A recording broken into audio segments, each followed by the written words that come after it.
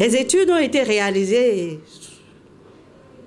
qui ont montré que 9 enfants sur 100 sont obèses dans nos localités.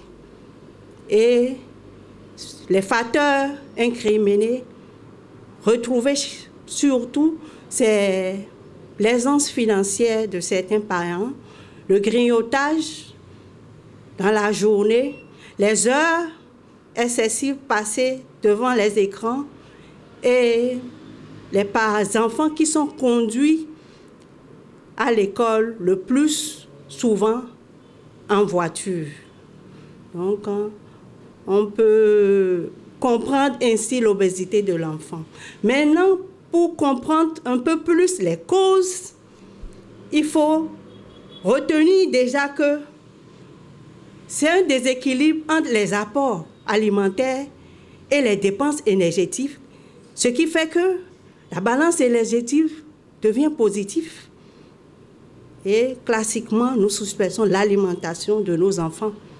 Les aliments, l'alimentation un peu trop salée, un peu trop gras, un peu trop sucrée, la facilité à leur faire consommer des sucreries, des sodas, des biscuits, des apéritifs, des chips, des friandises, tout ça influence la prise de poids excessive chez l'enfant. Et il faut noter que les parents ne donnent moins de légumes, des aliments riches en fruits et légumes à ces enfants-là, alors que c'est des aliments qui sont riches en vitamines, les vitamines B complexes qui favorisent le développement cognitif de ces enfants et qui assurent la protection, surtout l'immunité de l'enfant. Les jeux et les activités sont de plus en plus sédentaires. Il faut noter qu'avec le développement des technologies, des nouvelles technologies, on se dit que c'est parce qu'on est aisé qu'on doit offrir une tablette ou bien des consoles de jeux, les ordinateurs, les téléphones aux enfants, alors que beaucoup d'études ont montré que déjà que ces écrans sont très destructeurs pour le cerveau de nos enfants, surtout les moins de 3 ans et au-delà.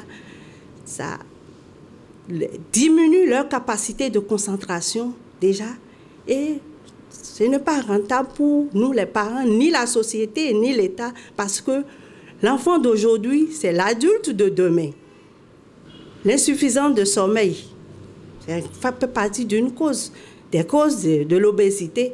Et tout le temps, ça revient aux parents de pouvoir réguler le sommeil de leur enfant. Parce qu'un enfant qui ne dort pas assez, il y a des hormones qui sont sécrétées pendant le sommeil qui diminuent l'appétit. Et quand l'enfant ne dort pas, l'enfant n'a pas ça, ne synthétise pas ça. Et ça favorise le surpoids chez l'enfant. Et je vais finir par les prédispositions familiales.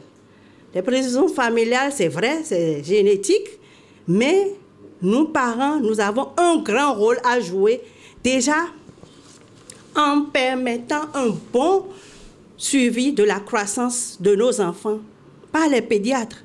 Parce que nous tablons sur des recommandations pour assurer la croissance et l'alimentation, les conseils de l'alimentation jusqu'à un certain âge. Jusqu'à 6 ans, pour les mamans qui le savent très bien, il y a un suivi à faire. Maintenant, au-delà de 6 ans, beaucoup de parents négligent, mais c'est un cri de cœur que nous, les pédiatres, nous lançons pour dire qu'il y a toujours un rôle à jouer pour pouvoir aider ces enfants qui ont déjà une prédisposition à pouvoir corriger ces mauvaises déviances alimentaires. Et les parents doivent donner l'exemple sur l'activité physique aux enfants dès qu'ils ont le temps de les aider à se mouvoir, faire des activités domestiques parce qu'on se dit qu'on est aisé et on utilise les femmes de ménage pour tout, alors que c'est une famille qui s'organise et dès un certain âge, les enfants ont un gros rôle à jouer dans l'organisation des travaux domestiques, à savoir la vaisselle, la lessive, le nettoyage, le rangement, un peu de tout.